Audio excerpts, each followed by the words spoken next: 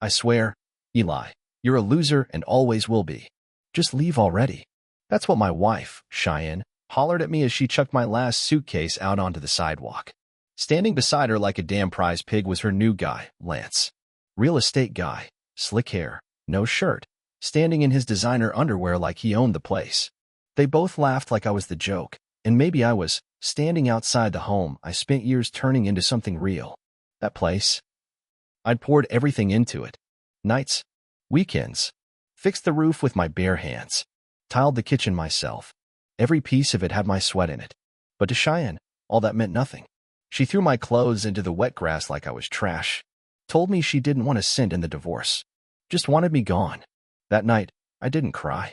I didn't sleep, either.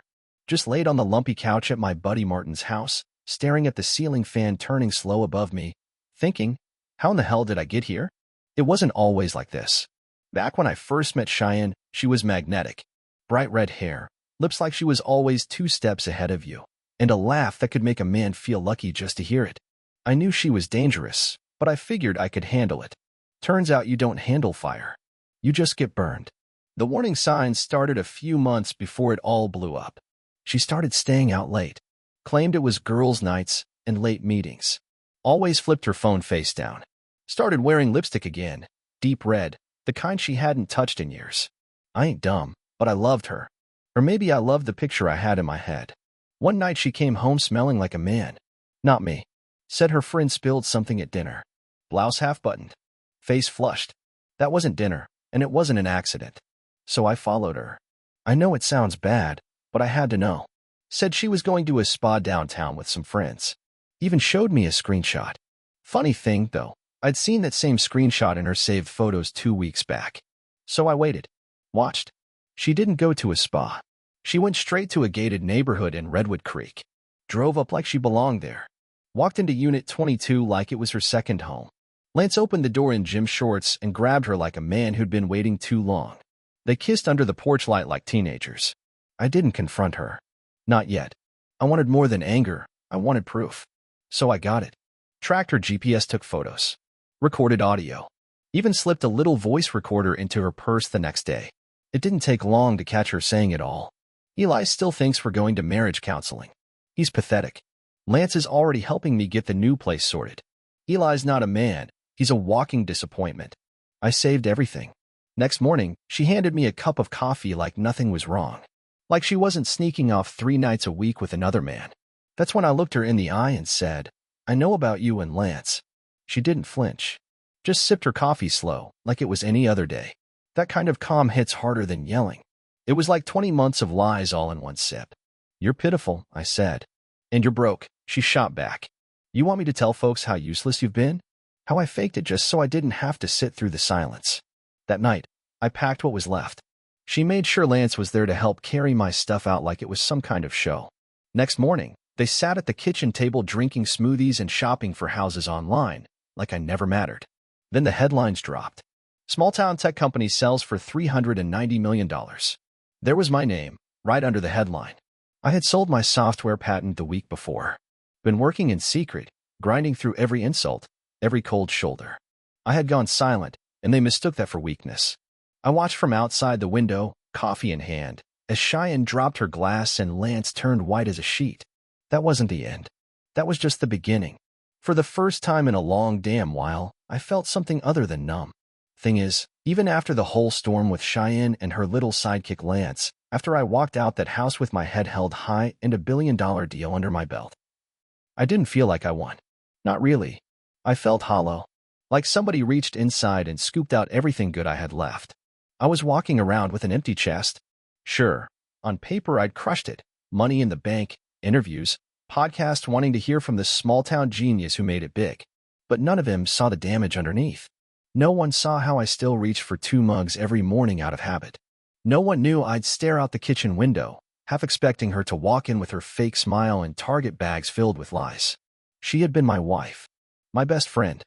The one who knew my childhood scars, my dreams, the way I panicked in elevators and always double-checked locked doors. She used all of that. Threw it back in my face like it was nothing. And what cut deeper than the cheating was the way she looked at me. Like I was beneath her. Like I'd become this sad, broke burden dragging her down. That's what wrecked me. Not the affair. The mockery. The disgust. It got so bad I started questioning everything, every laugh, every "I love you." Every night she reached for me in the dark. I kept hearing her voice from that night. "You're worthless and broke." She meant it. She wanted me to feel like trash so she could justify trashing me. I'd lay awake at night thinking back to how we met. A dive bar in Tacoma, spilled beer, nervous laugh, and that spark. I thought it was magic. Now I know it was just kindling for the fire she'd set years later. And yet, I still missed her. Not the real her. That version was long gone, or maybe never even there. I missed the woman I thought she was. The one I imagined when we'd sit on the couch watching movies, or when she used to fall asleep on my chest. I guess I was in love with a ghost. Heartbreak's funny like that. Doesn't smack you all at once. It trickles in. A certain smell. A song on the radio. One morning I broke down on the balcony with a glass of whiskey in my hand and our old cat curled up by the door. I found this picture, Cheyenne asleep on the couch, hair all messy, that damn peaceful look on her face. And I just lost it. Full-on ugly crying. Couldn't stop. Because despite everything she did, I had loved her with every part of me. And she set it on fire and laughed while it burned. But grief's a weird thing. Eventually, it starts to clean you out. The tears slowed down. The ache settled into something more manageable. Not gone, but no longer bleeding. I started to realize I wasn't going to be the guy I was before. And that was okay. Once the smoke cleared emotionally, I knew I had decisions to make. Not just about the mess with Cheyenne and Lance, but about who I wanted to be now. I had built my whole damn life around her. Every choice I made, every risk, every win, I did it with her in mind. And now she was gone. But I was still here, sitting on a mountain of money with a heart that felt like a busted truck engine. I wanted a clean break. Divorce? Sure. But I meant everything. No shared friends. No shared memories. I even changed my grocery store just so I wouldn't bump into anybody who might ask, "Hey, how's Cheyenne?" 2 weeks after our last talk, she got arrested. Federal agents knocked on her door. Turns out when you dip into company funds, forge documents, and book luxury trips on your husband's business card, you catch the government's attention. Lance? He'd signed off on a bunch of it as her so-called business partner. Guess it was easy to fake business when your entire resume is brunch. Everyone told me to let it go. You're rich now, man. Just move on. She's humiliated. Isn't that enough? No. I still remembered how she laughed when she tossed my suits into the rain. How Lance smirked like he'd just won a prize at the fair. That wasn't just betrayal, that was straight-up cruelty. I wasn't letting that slide. So I pushed charges. All of them. My lawyers? They were sharks. Bloodthirsty and sharp. They dug up bank transfers I hadn't even noticed. Turns out she'd been bleeding my accounts for almost a year. Personal dinners billed as business. Fake reimbursements. Even started a little side company using my tech without my knowledge, of course. That wasn't a slip. That was a scheme. That's when I realized I wasn't just getting divorced. I was erasing her from my story. I started therapy too. Yeah, laugh if you want. But I needed it. Needed to figure out why I ignored the signs, why I held on so tight, even when the ship was clearly sinking. My therapist, Sharon King, real straight shooter, said something early on I'll never forget. You weren't dumb. You were loyal. And she used that against you. She nailed it. So I worked on me. While the world watched from the sidelines. Reporters called. Podcasts wanted my side. One guy even offered to make a docuseries. I told them all no. Why? Because I didn't want her name tied to my win. I wasn't going to be the guy who rose from ashes. I was the guy who walked away from the fire. I sold the house. Bought land out in Napa. Quiet, surrounded by grapevines and silence. I swapped the designer suits for flannel and boots. No more joint accounts. No more lies. No more Cheyenne. She made her choice when she humiliated me. Now I was making mine. And this time, I picked me. The day of sentencing came faster than I expected. I sat in that courtroom while Cheyenne stood in front of the judge, pale, still trying to look proud. She didn't glance at me until the very end. When she did, all I saw was hate. That same sneer from the night she threw me out like trash. But she wasn't in charge anymore. The judge handed down 18 years. Federal prison. No shortcuts. No second chances. When she heard the sentence, her mask cracked for a second. Then came the rage. You think this changes anything? She hissed. You took everything from me. But you'll never take my freedom. I didn't say a word. She'd been repeating that same tired line for years. But this time, she wasn't going home. No stage. No audience. Just a concrete cell and time to think. I didn't stand there to gloat. I stood there to feel the weight leave my shoulders. The bitterness, the pain, all of it gone. I walked out of that courthouse not with joy, but with peace. Folks who used to whisper about me kept quiet now. Some of her old friends even reached out to say sorry. Told me they never saw her true colors. I didn't need their apologies. I had what I needed. My dignity. My peace. My life back. I started traveling again. Places I'd always dreamed about, but never went because Cheyenne didn't feel like it. Paris, Tokyo, Argentina. Just me and a duffel bag. No one to answer to. I got involved in projects that had nothing to do with software. Bought a vineyard. Started learning about winemaking. Wasn't the life I planned, but it's the one I chose. And that's what mattered. One evening, sitting on my back porch, watching the sun melt over the hills, I realized something simple but true. I was free. Cheyenne? She was behind bars. A victim of her own lies. And me? I was still standing. Stronger, smarter, better. A whole year had passed since the courtroom. Felt like 10. And in a way, like none at all. But this time, when I made 2 cups of coffee in the morning, one of them stayed empty. And I was finally okay with that. By the time the dust had finally settled, I looked around at the life I'd rebuilt, and for the first time, I realized it actually belonged to me. Not some version of me built around Cheyenne's chaos. Not some illusion I kept chasing, trying to be what she needed. Just me. At first, I thought moving on meant fixing what she broke. But it was more than that. It meant figuring out who the hell I even was without her voice in my head. The world had changed, sure. People around me had changed. But most of all, I had. The first few months after the trial were a blur. I kept busy, mostly to keep from thinking. The vineyard renovation gave me something to focus on. So did expanding the business. But deep down, there was still this fog hanging over everything. The grief, the fury, the heartbreak. It didn't just vanish because a judge banged a gavel. I was still walking through it. Slowly, yeah, but walking. Then one day, out of the blue, I got a message. Emily, one of Cheyenne's oldest friends. She was the one who used to pull me aside and say stuff like, she's just under a lot of pressure, or she needs her space right now. Always defending Cheyenne. Always brushing off the red flags I had a bad habit of ignoring. Emily asked if I wanted to meet for coffee. My first instinct? Hell no. I didn't need a reunion tour. But something in me, it wasn't forgiveness, more like curiosity, told me to say yes. I met her at this little cafe in town.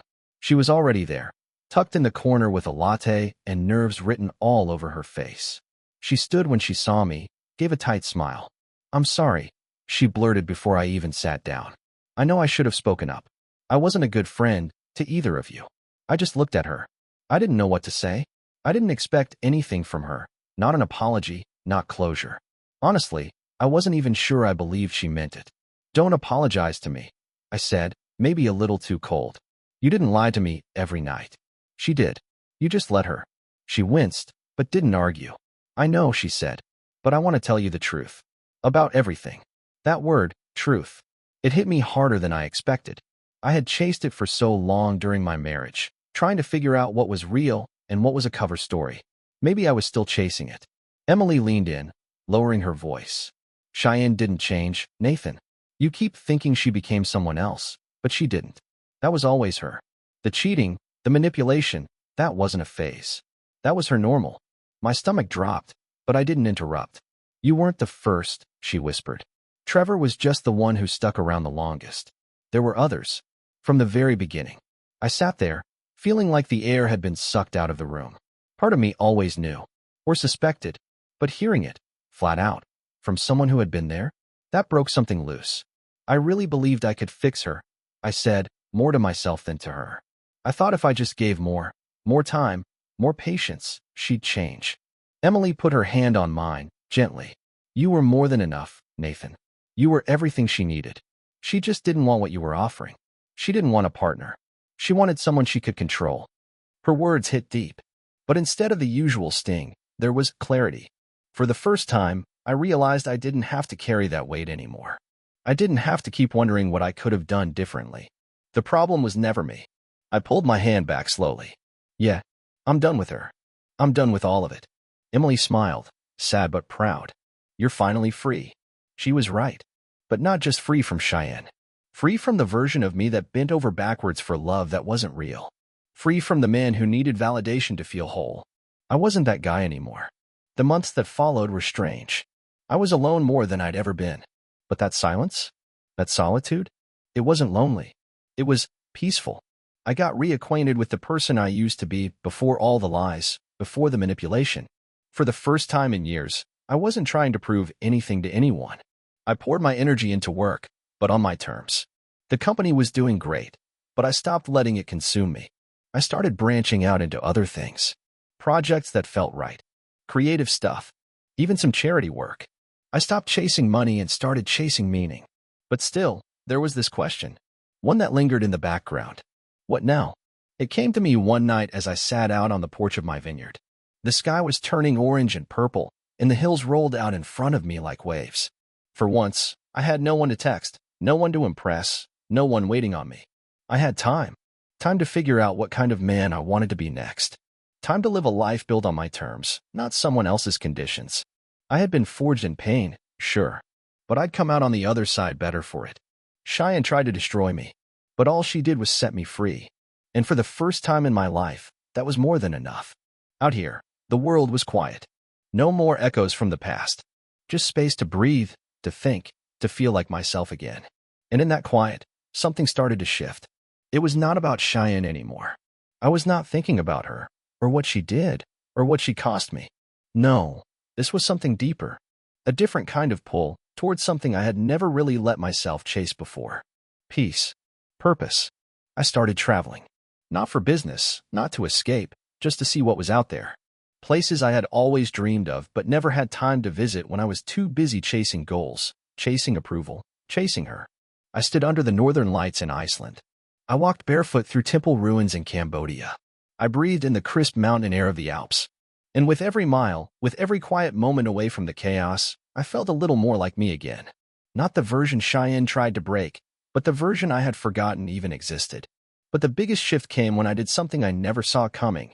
I signed up for school again. Online classes. Nothing fancy, just a few philosophy and history courses to challenge my brain. Something different from code and contracts. And man, it opened me up in a way I didn't expect. I realized how small I had been living. Even with the money, the business, the so-called success. I had let myself be boxed in by someone else's vision of who I was supposed to be. I had spent years trying to be enough for someone who never saw me to begin with. Cheyenne's betrayal, as brutal as it was, forced me to look in the mirror. Not just at her lies, but at the ways I allowed them. The way I kept showing up, hoping things would change, pretending like I didn't see the truth. And in all that reflection, I started to change. I started to really heal. Then, when I was not even looking for it, I met someone. Her name was Lena. She was nothing like Cheyenne. She did not walk into a room like she was chasing attention. She didn't play games. She didn't need anyone to complete her. Lena was calm, steady, sure of who she was. We met at a charity event where I had been invited to speak. I was supposed to give a talk about the future of technology. What I didn't expect was to end up in the corner afterward, talking to this woman about books, favorite cities, and life in general. There was no spark, no fireworks. Just something real. Easy. She made me laugh. She asked questions and actually listened to the answers. And for the first time in a long time, I didn't feel like I had to perform. I didn't feel judged or tested. I felt seen. We swapped numbers, but I figured that would be it. I wasn't looking to date. I wasn't looking for anything. But I texted her the next day. Couldn't help it.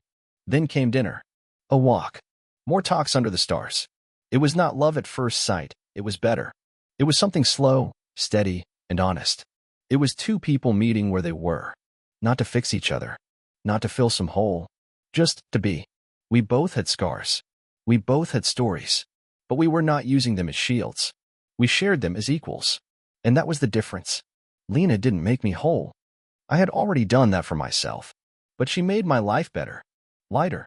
Richer. Cheyenne taught me how not to love. She taught me what it feels like to be lied to, devalued, turned into a prop in someone else's drama. But Lena? She reminded me that love can be quiet. Love can be kind. Love does not have to be pain dressed up as passion. It can just be showing up, day after day, with honesty and respect. So yeah, I had been broken. Bad. But I had been rebuilt, too. Not just recovered. Transformed. I wasn't trying to go back to who I was before. That guy is gone. And that is a good thing. This new version of me?